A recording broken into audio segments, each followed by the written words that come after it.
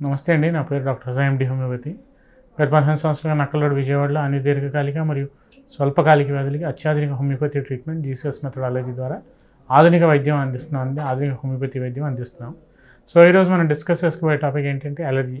Allergy అంటే ఏమిటి, allergy ఎన్ని రకాలు ఉంటుంది, ఎలర్జీలో వచ్చే హోమియోపతి ట్రీట్మెంట్ ఏమిటి, మనం ఎంతకాలం హోమియోపతి ట్రీట్మెంట్ ఎలర్జీ కోసం తీసుకోవాల్సి ఉంటుంది అనేది ఈ వీడియోలో నేను చెప్పదలుచుకున్నాను. సో ఎలర్జీ టాపిక్ మాట్లాడితే ఎలర్జీ రియాక్షన్స్ అనేవి చాలా ఎక్కువ ఉంటాయి. సో అదొక పెద్ద టాపిక్. ఫర్దర్గా వచ్చే అప్కమింగ్ వీడియోస్లో డిఫరెంట్ టైప్స్ ఆఫ్ ఎలర్జీస్, వాటి యొక్క లక్షణాలు ఏంటి అనేవి నేను తర్వాత వచ్చే వీడియోస్లో నేను ఎక్స్ప్లెయిన్ చేస్తానండి. కానీ ఇప్పుడు అసలు బేసిక్గా ఎలర్జీ అంటే ఏమిటి? సో ఎలర్జీ అంటే అదొక హైపర్ సెన్సిటివిటీ రియాక్షన్. ఏదైతే వ్యాధి నిరోధక శక్తి తగ్గిపోయి ఆ హైపర్ సెన్సిటివిటీ రియాక్షన్ ఎప్పుడైతే ఆ ఇండివిజువల్లో, అంటే మన వ్యాధి నిరోధక శక్తి మన శరీరాన్ని కాపాడాల్సింది పోయి అది కాపాడకుండా అది ఆ వ్యాధి నిరోధక శక్తి ఆ కణాలు మన మీదే దాడి చేయటం వల్ల మనకి కొన్ని ఆటో ఇమ్యూన్ డిజార్డర్స్ అనేవి మన బాడీలో వస్తాయి.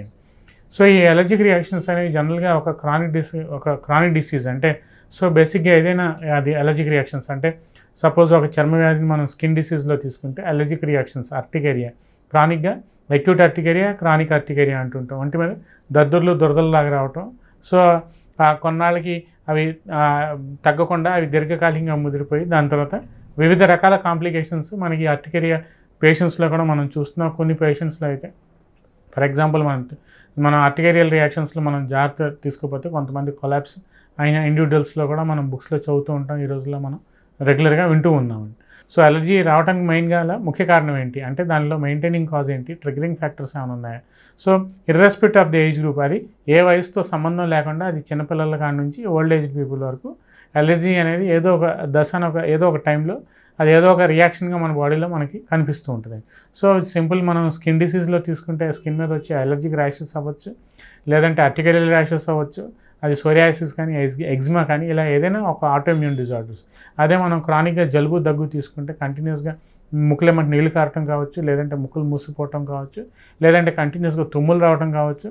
సో ఇలా ఎలర్జిక్ రైనైటిస్ అంటూ ఉంటాం. సో అది స్వల్పకాలిక వ్యాధి కానీ దీర్ఘకాలిక వ్యాధి కానీ, అంటే అక్యూట్ ఎలర్జిక్ రైనైటిస్ అయినా అవ్వచ్చు, లేదంటే క్రానిక్ ఎలర్జిక్ రైనైటిస్ అయినా అవ్వచ్చు.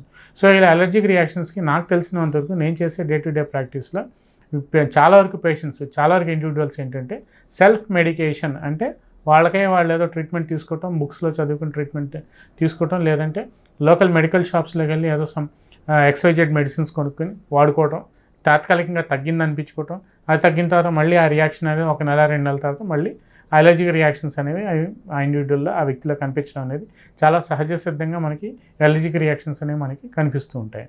సో ఇలా రకరకాల ఎలర్జీలు మన బాడీ యొక్క ఇమ్యూనిటీ, అంటే వయసు పెరిగే కొద్దీ మనకు వచ్చే స్ట్రెస్ ఫ్యాక్టర్స్ బట్టి, ఏదైతే మనకి మానసిక స్థితిగతులు బట్టి పేషెంట్ అంటే ఆ ఇండివిజువల్లో మన ఇమ్యూనిటీ లెవెల్స్ ఏదైతే వ్యాధి నిరోధక శక్తి తగ్గిపోతుంటుందో ఈ ఎలర్జిక్ రియాక్షన్స్ అనేవి మన మీద దాడి చేయటం, అక్కడ నుంచి మనకి రకరకాల అసలు వివిధ దశల్లో, అంటే వివిధ స్టేజెస్లో మనకి ప్రాథమిక దశ లక్షణాలు కానీ, సెకండరీ స్టేజెస్లో కానీ, కాంప్లికేటెడ్ ఆ టెర్షియరీ స్టేజెస్లో కానీ ఆ సైన్స్ అండ్ సిమ్టమ్స్ అని మనకి ఎక్కువగా మనకి ఇండివిజువల్లో మనకు కనిపిస్తూ ఉంటాయి. సో వీటిని ఏంటంటే ప్రాథమికంగానే ఎర్లీ సైన్స్ అండ్ సిమ్టమ్స్లోనే, ఎర్లీ స్టేజెస్లోనే ప్రాపర్గా ఒక రైట్ క్వాలిఫైడ్ హోమియోపతి డాక్టర్ దగ్గరికి అప్రోచ్ అయితే వాళ్ళకు ఉండే లక్షణాలు బట్టి ఆ ఎలర్జీ ఏ స్టేజ్లో ఉంది, అది ఫుడ్ ఎలర్జీయా, లేదంటే డస్ట్ ఎలర్జీయా, లేదంటే వాళ్ళు వేసుకునే బట్టలు అంటే కాటన్ కానీ సిల్క్ ఎలర్జీసా, లేదంటే వాళ్ళు రెగ్యులర్గా వాడే డియోడ్రెంట్స్ వలన ఎలర్జీసా, లేదంటే సోప్సా, లేదంటే కాస్మెటిక్సా, ఇలా రకరకాలుగా మనం ఒకసారి ఒక వ్యక్తి బయటకు వచ్చిన తర్వాత న్యాచురల్గా అట్మాస్ఫియర్లో ఎక్స్పోజ్ అయిన తర్వాత ఇలా రకరకాల ఎలర్జీకి కణాలకి మన బాడీ ఎక్స్పోజ్ అయినప్పుడు, ఆ వ్యాధి నిరోధక శక్తి తగ్గిపోతున్నప్పుడు, ఆ అలర్జిక్ కణాలు మన మీద దాడి చేసినప్పుడు ఆ అలర్జిక్ రియాక్షన్స్ మనకి ఆ ఇండివిజువల్లో ఆ పేషెంట్ యొక్క బాడీ తత్వాన్ని బట్టి మనకి ఆ సైన్స్ అండ్ సిమ్టమ్స్ అనేవి ఆ ఇండివిజువల్లో కనిపిస్తూ ఉంటాయి. సో దీన్నే మనం బేసిక్గా ఏంటంటే హైపర్ సెన్సిటివిటీకి రియాక్షన్ అంటూ ఉంటాం. సో ఇలా రకరకాల హైపర్ సెన్సిటివిటీ రియాక్షన్స్ అనేవి డిఫరెంట్ స్టేజెస్లో, డిఫరెంట్ మోడ్స్ ఆఫ్ డిసీజెస్లో, డిఫరెంట్ సైన్స్ అండ్ సిమ్టమ్స్ అనేవి ఒక కాంప్లికేటెడ్ స్టేజెస్లో మనకి ఆ ఇండివిజువల్లో మనకి కనిపిస్తుంటాయి.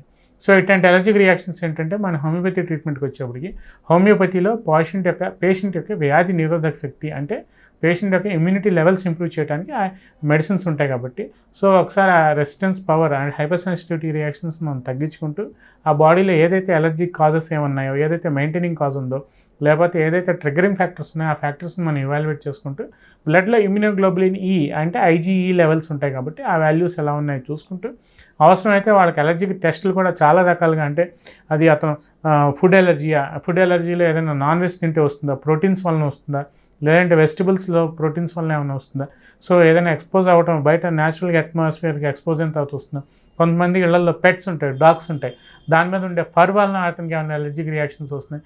ఇలా రకరకాల ఈ ప్రపంచంలో చాలా రకాల అలర్జిక్ రియాక్షన్స్ అనేవి మనకి కనిపిస్తూ ఉంటాయి.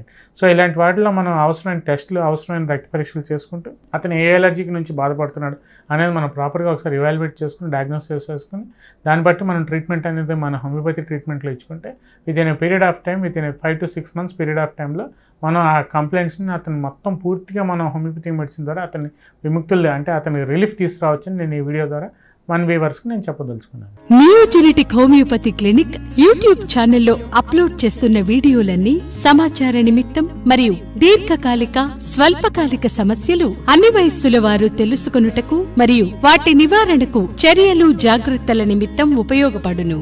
మా వీడియోలు నచ్చినట్లయితే లైక్ చేయండి, మా ఛానల్ను సబ్స్క్రైబ్ చేయండి.